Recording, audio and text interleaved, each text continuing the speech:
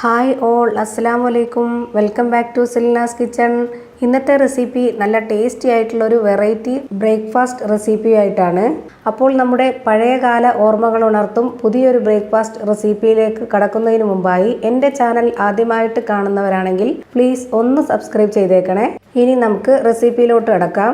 Recipe തയ്യാറാക്കാനായിട്ട് വറുത്ത അരിപ്പൊടി 250 ml കപ്പിൽ 2 കപ്പ് അരിപ്പൊടിയാണ് ഞാൻ ഈ ഒരു പാത്രത്തിലേക്ക് ഇട്ട് കൊടുക്കുന്നത്. നമ്മൾ സാധാരണ അപ്പത്തിൻ്റെയും ഇടിയപ്പത്തിൻ്റെയും പത്തിരിയുടെയൊക്കെ പൊടിയാണ് എടുത്തിട്ടുള്ളത്. ഇനി ഞാനിതിലേക്ക് എടുത്തിട്ടുള്ളത് ബാക്കി വന്ന് ഫ്രിഡ്ജിൽ വെച്ചിരുന്ന നല്ല തണുത്ത ചോറാണ്. നല്ലോണം തണുത്ത ചോറ് തന്നെ എടുക്കണം, എങ്കിൽ മാത്രമേ നമ്മൾ ഉദ്ദേശിച്ച പരുവത്തിൽ നല്ല സോഫ്റ്റ് ആയിട്ട് കിട്ടുകയുള്ളൂ. തണുത്ത ചോറ് ഇല്ല എന്നുണ്ടെങ്കിൽ ഒരു അരമണിക്കൂർ നേരത്തേക്ക് ഫ്രീസറിൽ വെച്ചൊന്ന് തണുപ്പിച്ചെടുത്ത ചോറ് ഇതിലേക്ക് ഉപയോഗിക്കാം. ഏത് അരിയുടെ ചോറായിരുന്നാലും കുഴപ്പമില്ല. ഇനി ഇതിലേക്ക് ആവശ്യത്തിനുള്ള ഉപ്പ് ചേർത്ത് കൊടുക്കാം. ഇനി ഇത് കൈവച്ച് നല്ലോണം ഒന്ന് മിക്സ് ചെയ്ത് കൊടുക്കാം.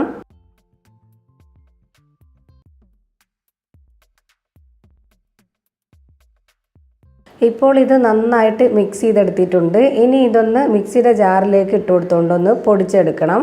ഇനി ഇത് മിക്സിയുടെ ജാറിലേക്ക് ഇട്ട് കൊടുക്കുന്നുണ്ട്. മുഴുവൻ പൊടിയും ഇട്ട് കൊടുക്കരുത്. മിക്സിയുടെ ജാറിൻ്റെ പകുതി വരേക്കും മാത്രമേ ഞാനിപ്പോൾ ഇട്ട് കൊടുത്തിട്ടുള്ളൂ. ഇനി ഇതൊന്ന് പൊടിച്ചെടുക്കുന്നുണ്ട്. ഇപ്പോൾ നല്ലൊരു സോഫ്റ്റ് പൊടിയായിട്ടാണ് ഇത് കിട്ടിയിട്ടുള്ളത്.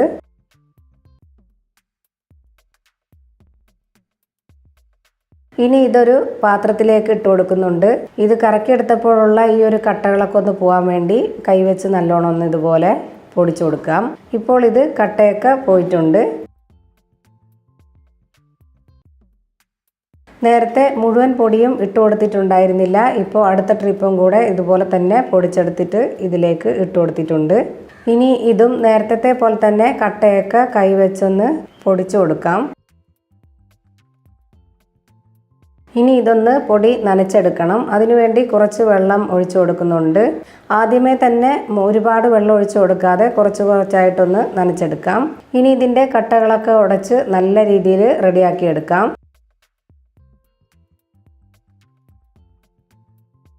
ഇപ്പോൾ കട്ടയൊക്കെ ഉടച്ച് നല്ല പോലെ റെഡിയാക്കി എടുത്തിട്ടുണ്ട്. ഇപ്പോൾ ഇതാ നല്ല സോഫ്റ്റ് ആയിട്ടുള്ള നല്ലൊരു പൊടിയാണ് കിട്ടിയിട്ടുള്ളത്. ഇനി അടുത്തതായിട്ട് ഞാൻ കുറച്ച് തേങ്ങ ചിരകിയതാണ് എടുത്തിട്ടുള്ളത്.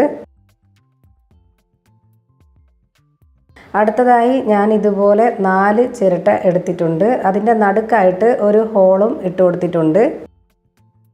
ഇനി ഇതിൽ നിന്നും കുറച്ച് തേങ്ങ എടുത്ത് ഈ ഒരു ചിരട്ടയിലേക്ക് ഇട്ട് കൊടുക്കുന്നുണ്ട്.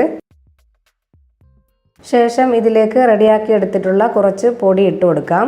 ഇനി ഇതിലേക്ക് വീണ്ടും കുറച്ച് തേങ്ങ ഇട്ട് കൊടുക്കുന്നുണ്ട്. ഇനി ഇതിന് മുകളിലേക്കായി കുറച്ചുകൂടി പൊടി ഇട്ട് കൊടുക്കാം. ഇനി ഇത് കൈവച്ച് മെല്ലെ ഒന്ന് പ്രസ് ചെയ്ത് കൊടുക്കണം. നല്ലോണം പ്രസ് ചെയ്ത് കൊടുക്കരുത്, എങ്കിൽ പിന്നെ അത് വെന്ത് കിട്ടാൻ ഭയങ്കര ബുദ്ധിമുട്ടായിരിക്കും. ഇനി ഇതിന് മുകളിലേക്കായി കുറച്ചുകൂടി തേങ്ങ ഇട്ട് കൊടുക്കാം. ഇതേപോലെ തന്നെ 4 ചിരട്ടയിലും മാവും തേങ്ങയും നിറച്ച് വെച്ചിട്ടുണ്ട്. ഇനി ഇതിനെ ഒന്ന് വേവിച്ചെടുക്കാൻ വേണ്ടിയിട്ട് ഇഡലി പാത്രത്തിൽ വെള്ളം തിളപ്പിച്ചുകൊണ്ട് അതിന് മുകളിലേക്കായി പാത്രം വെച്ച് അടുക്കി വെച്ച് കൊടുത്തിട്ടുണ്ട്. ഇനി ഇതൊന്ന് അടച്ചു വെച്ച് വേവിച്ചെടുക്കാം. ഇപ്പോൾ ഇത് വെന്ത് കിട്ടാനുള്ള സമയമായിട്ടുണ്ട്. ഇനി ഇതൊന്ന് തുറന്നു നോക്കാം. ഇനി ഇതിൽ നിന്നും ഓരോന്നെടുത്ത് ഒരു പ്ലേറ്റിലേക്ക് ഇതൊന്ന് കമിഴ്ത്തി ഇട്ട് കൊടുക്കുന്നുണ്ട്.